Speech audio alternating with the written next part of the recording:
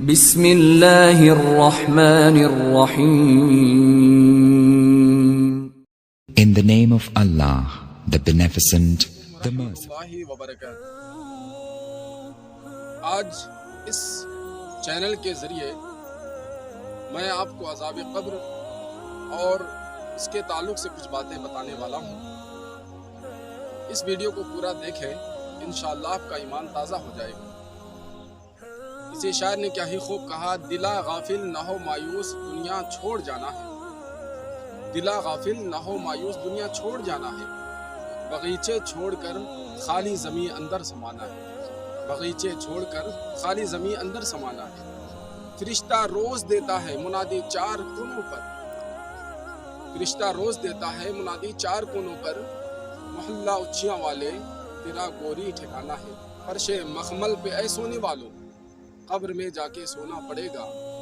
اور موت جس وقت آواز دے گی گھر سے باہر نکلنا پڑے گا. عزیزان ملت اسلامیہ، محترم ناظرین، حضرت ابراہیم بن ادہم رحمۃ اللہ علیہ جب بادشاہ ہوا کرتے تھے، آپ کے بادشاہت کے زمانے میں آپ ایک مرتبہ اپنے دربار میں بیٹھے ہیں.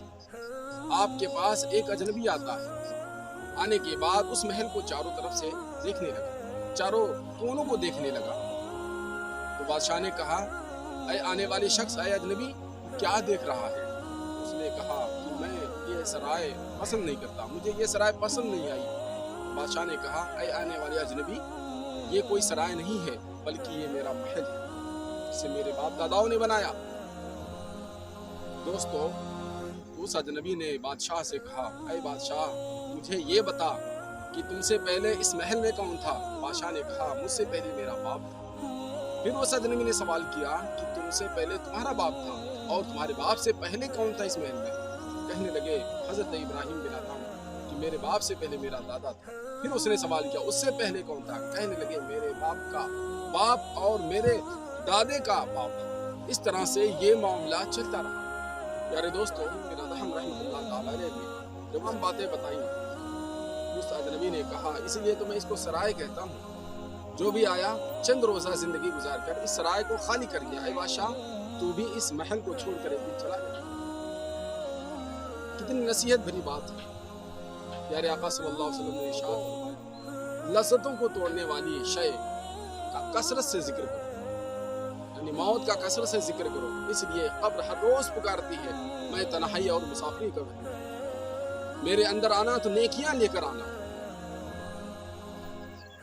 جب کوئی مرد مومن قبر کے اندر جاتا ہے تو قبر اس پر مرحبا کہتی ہے، اس کا استقبال کرتی ہے، سواگت کرتی ہے، کہتی ہے مرحبا مرحبا،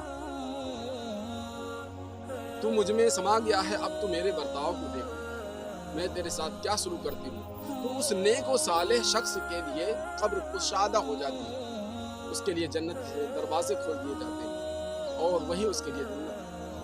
مگر جب کوئی فاجر و کافر انسان مر کر دفن ہوتا ہے تو قبر اس پر تنگ ہو جاتی ہے، نہایت غضبناک آواز میں کہتی ہے کہ میں تجھ پر اب دیکھ کیا کرتی ہوں.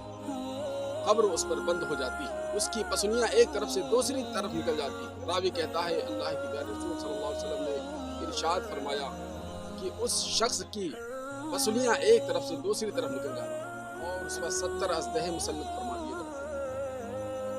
ان میں سے کوئی ایک بھی اگر دنیا میں پھونک مار دے یا ڈنک مار دے ان ازدہوں میں سے، کبھی ہریالی نہ ہوگی، کبھی سبزہ نہ ہو، سنسان بیابان ہو جائے. عزیزان ملت اسلامیہ، اللہ کے پیارے رسول نے فرمایا کہ قبر جنت کے باغوں میں سے ایک باغ ہے یا دوزخ کے گڑھوں میں سے ایک گڑھ ہے. انما القبر روضۃ من ریاض الجنہ او حفرۃ من حفرۃ النار. قبر جنت کے باغوں میں سے ایک باغ ہے اور دوزخ کے گڑھوں میں سے ایک. دوستو، واقعہ آپ کو اچھا لگا ہو تو پلیز اس کو لائک اور سبسکرائب کریں، اور چینل پر پہلی بار آئیں تو سبسکرائب کرنا